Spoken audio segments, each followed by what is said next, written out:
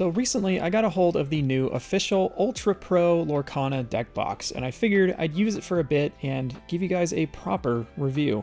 But before we get into it, I want to remind everyone to please like this video and subscribe to the Sorcerer's Hat for more Disney Lorcana content. I post brand new videos every Friday. I've also recently become partnered on YouTube, so please consider joining the channel to support me.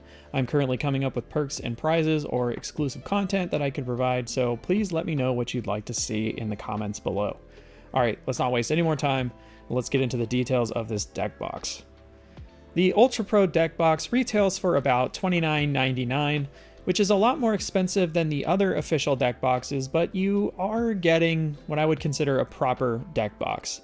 Not that these are bad by any means, but this Ultra Pro one is just a little more fancy and more robust. For starters, the box feels really high quality. It reminds me of the Dragon Shield deck box I have that I've been using for close to 8 years now, and it's still going great. The lid on the box is magnetic and also doubles as a lore counter, which is kind of a nice touch, but we'll get back to that later. The actual deck box could reasonably hold about 2 sleeved 60-card decks and more if the cards were unsleeved, although I don't think you should do that. Please use card protection at all times. The magnets in the lid are strong enough that if you just have this in a backpack, the lid isn't going to come off just randomly. However, I decided to test shaking the box really hard with cards inside, and this happened. I don't think that this is really any kind of real test though, because chances are you aren't going to be applying this much force inside of a backpack for this to actually happen. But I did it because I was curious. I don't even think if you just dropped this box on the floor that the lid would come off. I was shaking this pretty hard. I didn't get any footage of it, but I also did this test with just 60 cards sleeved inside, and yeah, the exact same thing occurred. Again though, I'm not actually going to dock points or anything from this product because I think you have to actively try to get the lid to come off this way, but I did think it was worth bringing up, so don't go waving the deck box around really fast and hard and you should be fine. Again, in a backpack with just sitting in there, this is going to be perfectly fine. It's not going to open randomly, I promise. Another thing that's very unique about this deck box, but also raises a few questions, is the lore tracking on the lid. I think this is actually a pretty cool feature, but I did find it a little odd that the box didn't come with any way to mark it. I used a magnet to locate where on the box any other magnets might be, and it appears that there are only magnets on the bottom of the box where the lid actually meets the box. It would have been nice if the entire lid itself was magnetic.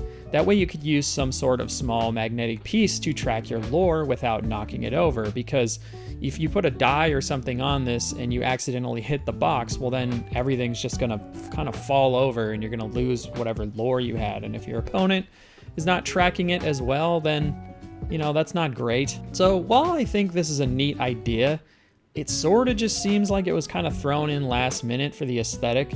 I would have loved it if the numbers themselves were actually magnetic, and for the box to come with some sort of small magnetic piece, like even just a little circle to put on the numbers.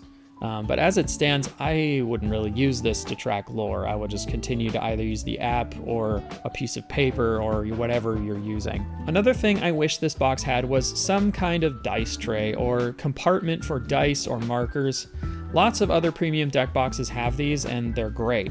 I purchased this Dragon Shield deck box for about $35 back in 2018, and it has a dice tray and a magnetic lid and has lasted for a long time. This is basically my daily driver deck box. I take it to every tournament, every locals, all the time, and it's still super intact. I just really wish that this box had a tray, because the lack of one kind of means that after this review, I'm kind of just gonna go back to using my normal deck box, because it has a dice tray and I can keep dice and a coin or, anything I would need for a card game in there. And, we use a lot of dice in Lorcana, so it's kind of nice to have. And I don't want to just throw dice into this other deck box because they'll just kind of be flying around and pressing against the cards in weird ways, and it might bend them or alter the sleeves in some way, and that's just not good. To make sure that the box itself would hold up over time, I took it to my local league for an entire month, as well as a tournament in lieu of my Dragon Shield deck box.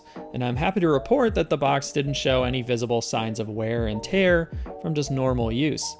Chances are if you just used this to carry cards and had it in a backpack, it would probably last years. It's also really pretty. The gold is very shiny and appears to be pretty durable. The etching on the inside of the box is really classy looking, and it just feels like a really good deck box, even despite its shortcomings. So wrapping up my thoughts on this, I do think this is a good deck box, but I am sort of confused about the lore tracker and the lack of a dice tray. If you're looking for a premium type deck box that's Lorcana themed, then yeah, I would say this is a good purchase. However, I feel like if you spend just a little more money, you can get something that'll hold just as many cards and even some dice and other things you might need during the game. Thanks again for watching. If you enjoyed this video, remember to like and subscribe to the Sorcerer's Hat for more Lorcana videos. I post a new one every single Friday. However, there will be a video next week. There probably will not be one on the 18th as I will be in Japan. Let me know in the comments if there's any sort of Lorcana Japanese type videos you would like me to make or something. I'm gonna be looking around for product and see what I can find, but videos will return to normal on the 25th, whether or not there's a video on the 18th, but we shall see. Anyways, I hope you all have a great day, a great week. Bye-bye. Love you.